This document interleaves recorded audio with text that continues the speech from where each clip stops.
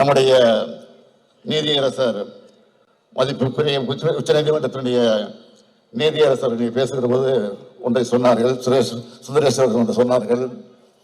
16 பெற்று பெருவாழ் வாழும் என்று சொன்னார்கள். ஆனா முன்பெல்லாம் இந்த வாழ்த்தை சொல்லிட்டு இருந்தோம். இப்ப யாரும் சொல்றது இல்லை.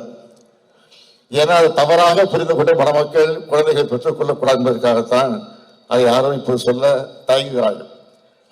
உள்ளபடியே 16 பெற்று பெருவாழ் என்று சொன்னால் 16 குழந்தைகள் அல்ல, 16 செல்வங்கள். என்னென்ன செல்வங்கள் என்று சொன்னால் முத்தமிழ் காவலர் கே.ஆர். விஸ்வநாதன் அவர்கள் குறிப்பிட்டு சொல்லியிருக்கிறார்கள். 16 செல்வங்களை பற்றி சொல்லுகிறார். மாடு, மனை, மனைவி, மக்கள், கல்வி, கேள்வி, அறிவு, ஒழுக்கம், நிலம், நீர், வயது, வாகனம், பொன், பொருள், போகம், புகழ். இதான் 16 செல்வங்கள். அந்த 16 செல்வங்களை பெற்று மணமக்கள் வாழ வேண்டிய நட்பிலே தான் இங்கே உச்ச நீதிமன்ற நீதியரசர் சொல்லியிருக்கிறார். தவிர இதை தவறாக புரிந்து கொண்டு நம்முடைய மணமக்கள் அதில் ஈடுபட்டு விடக்கூடாதுன்னு நான் தெரிவித்துக் கொள்ள விரும்புகிறேன். இப்போது குழந்தைகள் அதிகம் பெறுவது நல்ல நிலை இன்றைக்கு உருவாகி இருக்கிறது. காரணம் மக்கள் தொகை அடிப்படையில் தான் இன்றைக்கு நாடாளுமன்றத்தை பிரித்துக் கொடுக்கிறார்கள். நாம் இன்றைக்கு குடும்ப கட்டுப்பாடு செய்து கொண்டிருக்கிறால் இன்றைக்கு தமிழ்நாட்டுக்கு ஒரு ஆபத்து இருக்கிறது. என்ன ஆபத்துன்னா நாடாளுமன்றத்தினுடைய எண்ணிக்கை குறைக்கக்குள்ள சொல்லி வந்திருக்கிறது.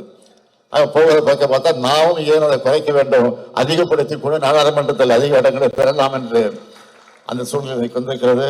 இதையும் நாங்கள் யோசிக்க வேண்டிய சூழ்நிலை இருக்கிறோம்.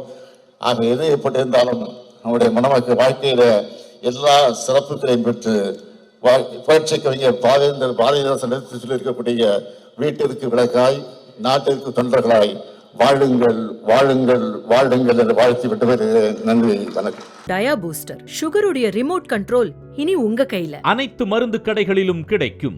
செய்திகளை உடனுக்குடன் தெரிந்து கொள்ள கீழ்கண்ட கேபிள் மற்றும் DTH நெட்வொர்க்குகளில் எம்நாடு செய்தி தொலைக்காட்சியை காணுங்கள். பாதகம் செய்பவரை கண்டால் நாம் பயம் கொள்ளலாகாது பாப்பா. மோதி மிதித்து விடு பாப்பா, அவர் முகத்தில் உமிழ்ந்து விடு பாப்பா. அண்மை செய்திகளை உடனுக்குடன் தெரிந்து கொள்ள இணைந்திருங்கள் எம்நாடு தொலைக்காட்சியுடன்.